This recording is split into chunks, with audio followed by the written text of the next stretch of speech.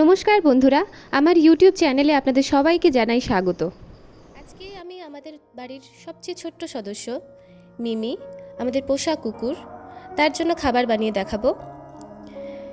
মিমি আমাদের বাড়িতে প্রায় 1.5 বছর হলো সে আছে, এবং আমাদের মানুষদের জন্য যেরকম খাবারে বিভিন্ন ধরনের প্রোটিন, ফাইবার, ভিটামিন এগুলির প্রয়োজন হয়, আমাদের কুকুরের জন্য কিন্তু সেই রকমই চাহিদা থাকে।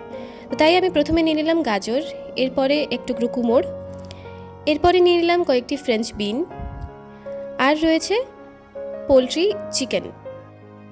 চিকেনটা ভালো করে ধুয়ে প্রথমেই ডিপ ফ্রিজারে রেখে দেওয়া হয় এবং প্রতিদিন একটু একটু করে ওইখান থেকেই ব্যবহার করি।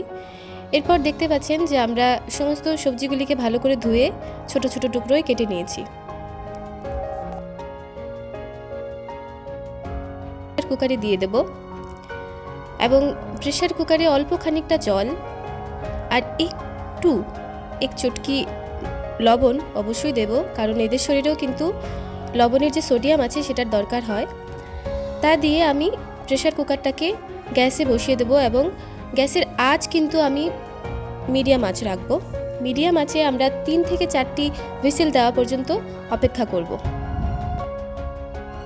এবারে কুকারের ঢাকনাটা তুলে নিলেই কিন্তু তৈরি আমাদের মিমির খাবার।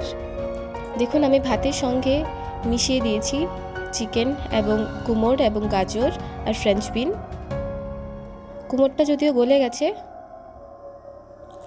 এবারে জলের সঙ্গে আমি ওকে দিলাম। এবার দেখবেন কি করে সুন্দর করে সে খেয়ে নেয়। আমরা ওকে বাইরের খাবার ছোটোবেলা থেকেই দিইনি। বাইরের যে পেডিগ্রি থাকে সেগুলি আমরা ছোটোবেলা থেকেই ওকে দিইনি, তো পেডিগ্রি আনলেও সে খেতে চায় না।